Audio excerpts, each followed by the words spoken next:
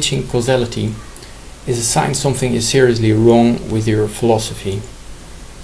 Why tell other people to use rationality when you ditch it in your area of human behavior, or at least ditch it when you're specifically asked for it, but not ditch it when you give a lot of explanations for the causal behavior of humans.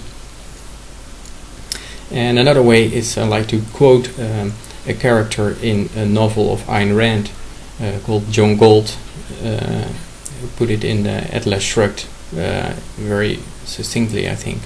Let me quote. He says, "Whenever you committed the evil of refusing to think and to see, of exempting from the absolute of reality some one small wish of yours, whenever you choose to say, 'Let me withdraw from my judgments of reason the cookie I stole, or the existence of God. Let me have my one irrational whim, and I will be a man of reason about all else,' that was the act of subverting your consciousness, the act of corrupting your mind. Your mind then became a fixed jury who takes orders from a secret underworld, whose verdict distorts the evidence to fit an absolute it dares not touch, and a censored reality is the result, a splintered reality, where the bits you choose to see are floating among the chasm you didn't, held together by that embalming fluid of the mind, which is an emotion exempt from thought. The links you strive to drown are causal connections. The enemy you seek to defeat is the law of causality. It permits you no miracles." I think this is a very well put quote by the character in Ayn Rand's novel. So whenever someone ditches causality, their philosophy is flawed. They surrender a rationality to an irrational part in themselves they cannot let go of. And the ditchers always forget to stick to their irrational belief when they are in the heat of expressing their thoughts. Ayn Rand had her own problems with that. A government, the benevolent initiator of force, is bad according to her. But she was still a minarchist and rejected anarchism. But her top novel, Atlas Shrugged, she left out the government in her ideal world in Galt's Gulch. She forgot the irrational part, basically. And I recently wrote an email to a religious person that the miracles, which are basically non-causal events, because if something is causal, you wouldn't call it a miracle. So they say that his miracles are nonsense. He became angry with me. And in doing so, he completely forgot the possibility that the email might have been sent by a supernatural being, controlling my keyboard and mouse without my participation. So in the heat of this anger, he forgot his own irrational belief of miracles.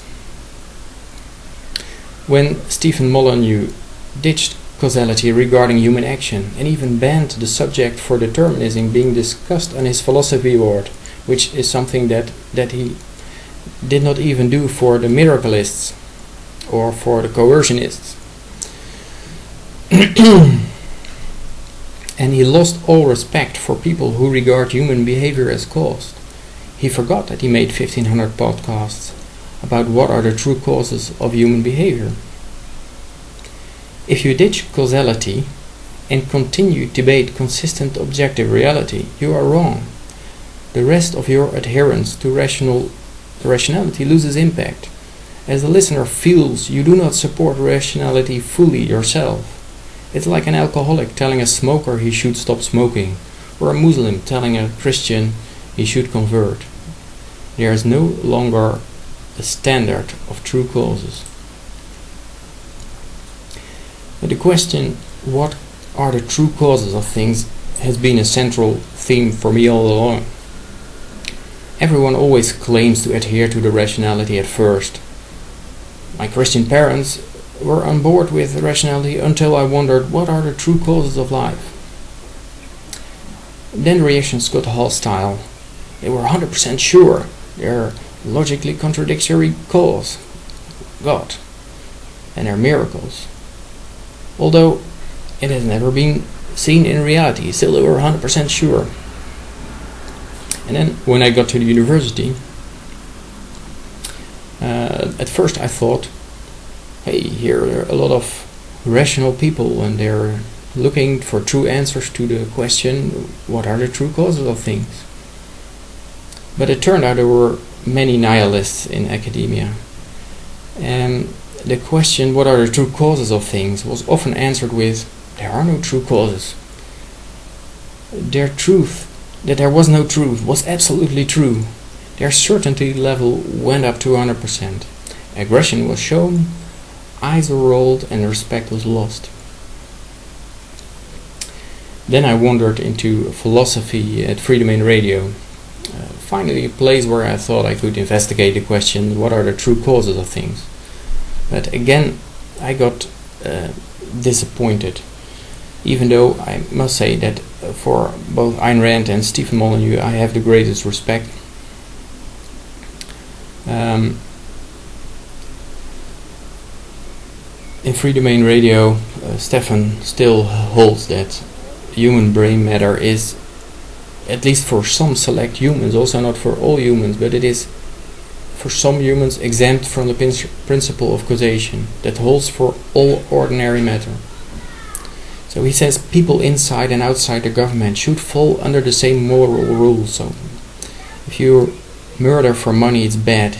It's if you do it outside the government, you're called a hitman and it's bad. And if you do it inside the government, you're a soldier and it should be good. Suddenly, it's the same rules.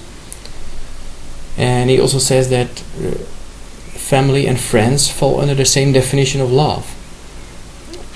But at the same time, carbon atoms inside my head and outside my head do not have to follow the same rules.